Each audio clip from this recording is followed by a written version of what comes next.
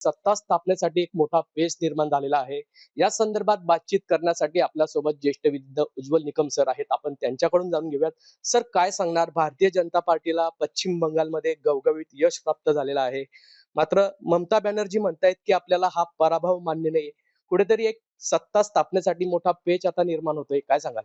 माझ्या मते कुठलाही हा घटनात्मक पेच प्रसंग निर्माण होऊ शकणार नाही.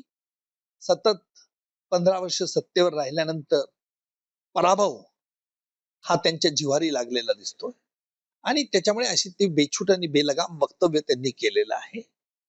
त्याच्यामुळे कुठेही हा घटनात्मक पेच निर्माण होऊ शकत नाही. आपली संविधान जे आहे त्याच्यानुसार पुढे कार्यवाही होऊ शकते जर ममता बॅनर्जी यांनी राजीनामा दिला नाही तर.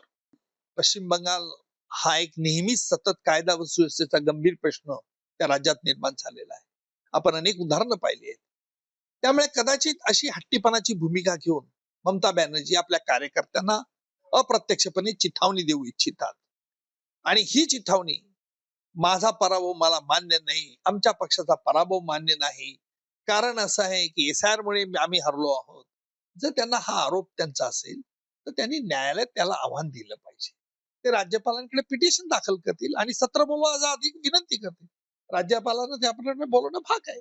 नवीन नेता होईल, नवीन मुख्यमंत्री होईल आणि याही पुढे जर काही तशी कायदा सुव्यवस्था प्रश्न गंभीर निर्माण झाला, दंगेदोपे झाले, तर मात्र ते ममता बॅनर्जी त्याला जबाबदार राहू शकतात. नक्कीच राज्यपाल या ठिकाणी सत्र बोलवतील आणि ज्या प्रकारे बघितलं तर कुठेतरी सत्ता स्थापनेसाठी या ठिकाणी कुठेतरी पेच निर्माण झाल्याचं दिसून येत आहे. जुगल पाटील, जय महाराष्ट्र न्यूज, जळगाव.